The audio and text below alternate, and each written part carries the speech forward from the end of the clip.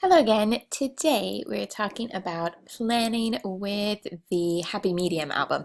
And for this, I'm making one big kit for the entire book rather than individual page kits.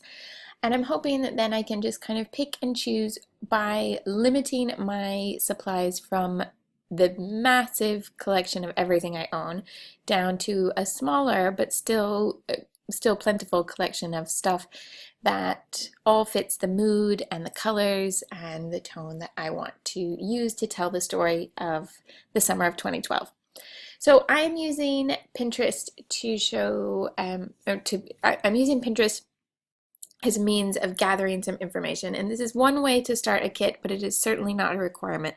I think it really just depends on whether you work best by looking at inspiration that is not scrapbooking supplies, or you look best by looking at inspiration that is scrapbooking supplies. I find if I want to make a big kit with some variety, I need to step away from my supplies to get some examples, and then I will think with a more creative look at how I put my supplies together. So I started a board for my Olympic album, and then I did some searches to create a starting point where I have lots of different things. I like to start with color combinations because I start by thinking in my head, oh, this album has a lot of pink and turquoise. And then I end up in a rut really quickly because every single page is just pink and turquoise. And I need to remind myself that there are ways to use pink and turquoise on lots of pages, but to have them each have their own unique color scheme. So the first thing I typed in was turquoise color schemes, or turquoise color palettes, I think. And I came up with lots of different options. So I could see that these color schemes are all slightly different, but I think they could all live in the same album quite happily and tell different parts of the story because they all have a little bit of something in common, but they all have different variations. So I had quite a few of those different color schemes. Then I started looking at the idea of mood boards. And with mood boards, you can either make one yourself or you can find one that somebody else has made. So for example, if you look over here on the left, this is a mood board created by someone else with all of these photos that fit one color combination, and then they've shown you the wider color combination at the bottom. But this is a physical mood board where someone has pinned things that are all coordinated to an actual bulletin board and then taken a photo of that. Now, when I say all coordinated, I don't mean that they all came from the same source. I think quite often when we talk about pattern paper, we'll say coordinating pattern paper, coordinating embellishment, and we use it almost as a sales term to say, you know, this collection has 24 coordinating pattern papers and 12 sets of coordinating embellishments. But coordinating certainly does not mean that it has to come from the same collection, the same manufacturer, the same year, anything like that. So these items on this bulletin board, I think, would all be from a variety of sources, and she's put them together herself. Sometimes I have individual images that I pass and want to pin because I think it will give me an idea that I translate directly. And here I'm thinking that I like how this purple glass looks against the aqua. Well, I have purple rhinestones or gems, and I could use them on aqua and turquoise pattern papers. So this is a nice reminder of that. Some of these things I pick for the colors, but I often pick, once I get into the mood boards, for images and tone and feel. So I liked the idea of bringing in some soft florals. I liked how this has all these pink with one yellow flower. I liked bringing in the colorful raindrops because there's definitely rain here in London, so that's going to be part of the story, but it would be nice to have it be a bit more colorful than just gray. And I liked the lettering here and thought this might be some inspiration for a way to do some lettering that felt quite summery, even though this mood board is all about the beach and London is not exactly on the beach. It was still a very summery event, of course. Sometimes when I'm searching, I run across things that are a little bit unexpected, but I quite like. So this was somebody who's done mood boards for the characters of Harry Potter, including color schemes, motifs, type styles, photos, and then, and I think these photos were chosen to kind of pick the mood and describe the character's personality. But then I also really liked this part, which is textures and patterns. Let me see if I can make this bigger so that you can see a little bit better. But I liked this where I've now got some patterns to use, the idea of some texture, some gradient, some metallic. And even though Hermione has nothing to do with any of the stories I'm going to tell, it just struck me as something that could be very useful visually. Then I also like to try and put motifs on my boards to kind of give myself an idea of things to remember.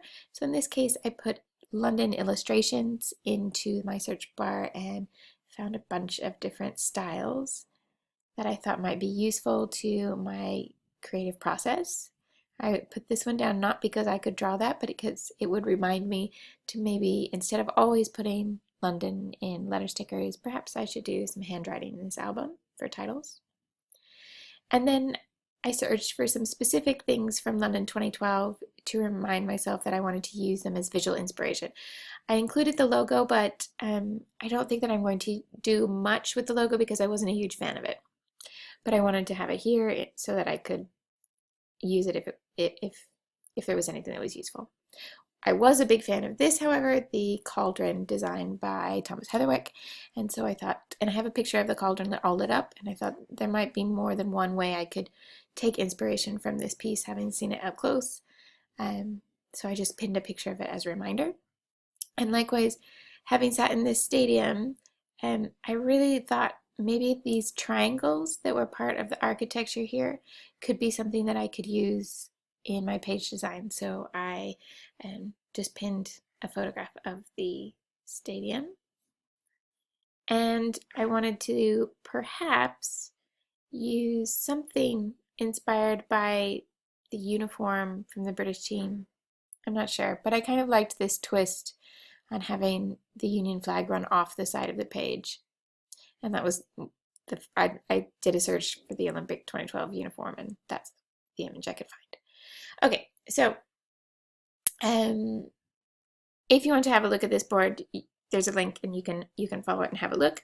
But I just thought I would show you that that's about how much I put on a board like this to kind of just spend 10 minutes or so getting my head around how I want the album to look, and more importantly, how I want it to feel.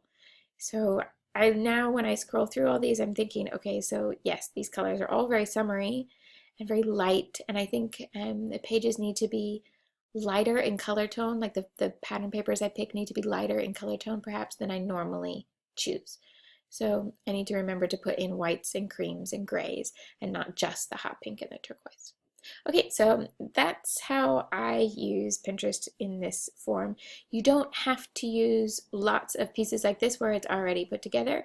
You could use just the individual pieces and then the whole board becomes your version of this where you've put it together. And to be honest, I do a mix. Some days I pin all individual images and some days I find lots of these that I really like and I go with it. So don't worry, a mix is fine too. Okay, I'm going to close this down and head over and make my kit. So I choose my papers for the kit first before anything else, and I just thought I would share what I do. Now I separate my my pattern papers by manufacturer because that is how I think, and it comes from working with papers in that way and from working in a store and things like that for a long time. So I don't think that it's a particularly typical way to think, but I know that some of us do think of pattern papers by their manufacturer, their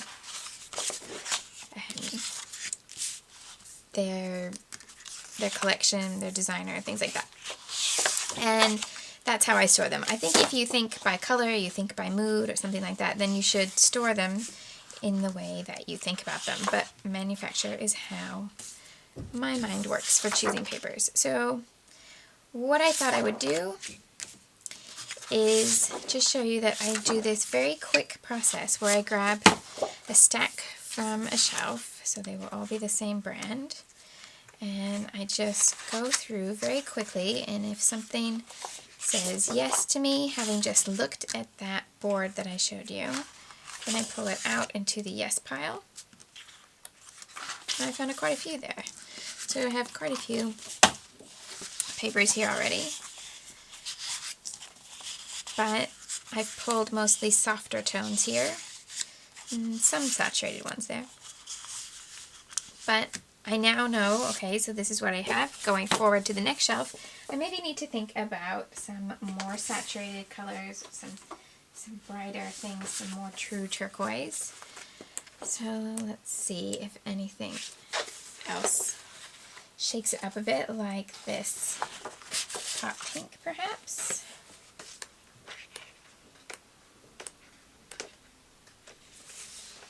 I think I could do with some navy and some chevron pink. Let's see, and what was the back? Yeah, let's put those in there.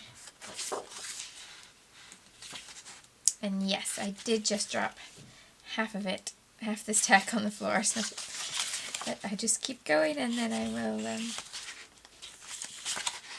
put it all back on the same shelf in just a second. Okay. Actually, that one might... Sometimes it's not an obvious yes, but if something makes me just stop and double take like that, I go ahead and put it in, because I figure that that double take is coming from some part of my mind that says there's a reason to put this in. Okay, grabbing all the ones that I dropped on the floor. And then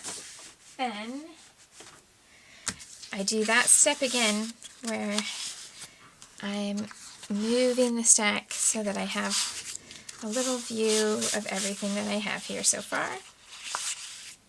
And that's what I do. I just keep repeating until I find everything. Now, I know that I had pinned quite a few things that were green in that, on that board, trying to think of different ways that I could manipulate the color schemes page by page, and I haven't really pulled out any green, so I know that looking at the next two, I need some green and maybe some soft yellow.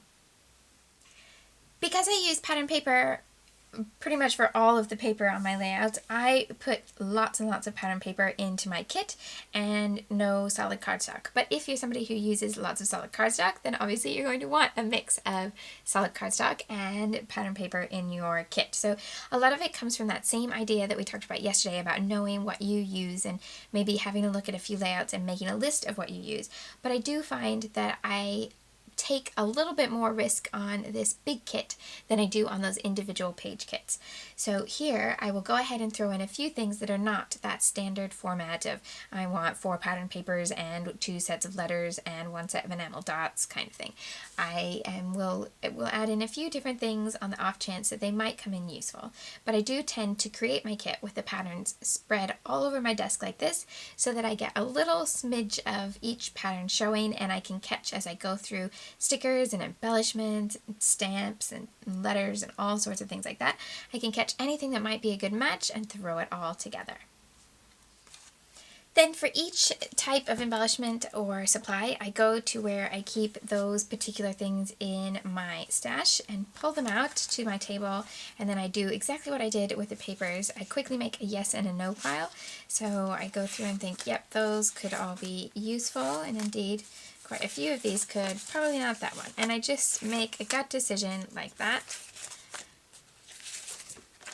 and end up with something usually that will work out okay.